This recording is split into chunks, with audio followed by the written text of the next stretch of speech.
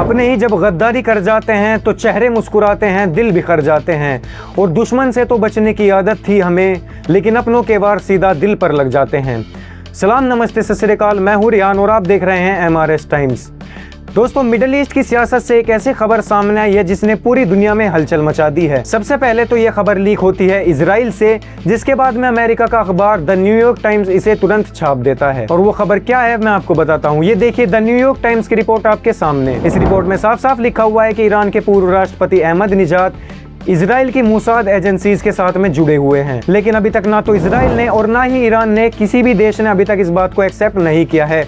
और मुझे पता है कि ईरान इस बात को एक्सेप्ट नहीं करेगा। इस खबर में यह भी लिखा हुआ है कि ईरान पे हमला करने से पहले इजराइल ने जो मोसाद के एजेंट ईरान के अंदर हैं उन्हें भेजकर अहमदनेजादी को एक सेफ प्लेस पर पहुंचा दिया। उसके बाद में इजराइल ने ईरान पर हमले किए। लेकिन एक सबसे बड़ा सवाल अब ये उठता है कि अहमदनेजाद, हाँ वही अहमदनेजाद जो कुछ दिनों पहले तक इजराइल के सबसे बड़े विरोधियों में से एक हुआ करते थे, तो ऐसा क्या हुआ कि वो आज इजराइल के एजेंसी मोसाद के साथ जुड़ गए हैं? क्या उन्हें अपनी जान का खतरा था, या सिर्फ पैसे के लालच में आकर अहमदनेजाद ने इजराइल के एजेंसी मोसाद का साथ दिया? इसी बीच में एक और बात सामने आई है कि इजराइल उन्हें एक पपिट की तरह इस्तेमाल करना चाहता था, यानी कि एक पुतली की तरह इस्तेमाल करना चाहता था। खामनाई के मरने के बाद में शायद इजराइल ने उनसे ये वादा किया हो कि इजराइल उन्हें खामनाई की जगह यानी कि ईरान की गद्दी पर बिठा देगा। इस खबर के आते ही पूरे मिडिल ईस्ट में सनसनी मच गई है। अभी तक तो सिर्फ न्यूयॉर्क टाइम इस बात का दावा कर रहा है, लेकिन अगर ये खबर सही साबित होती है तो ईरान और इजराइल की दुश्मनी और भी ज्यादा एक्सट्रीम लेवल पर जा सकती है और मिडिल ईस्ट की राजनीति एक बड़ा मोड़ भी ले सकती है।